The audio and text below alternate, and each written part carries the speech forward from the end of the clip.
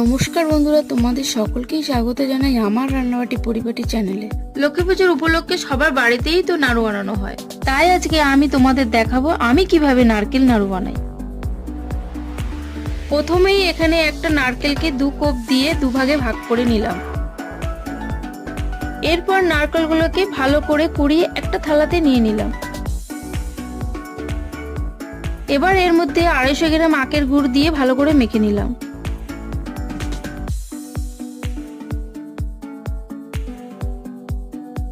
এবার ওভেনে কড়া বসিয়ে নারকেলগুলো 8 থেকে 10 মিনিট ভালো করে নেড়ে যখন আটা আটা হয়ে এলো তখন কড়াটা নামিয়ে নিলাম।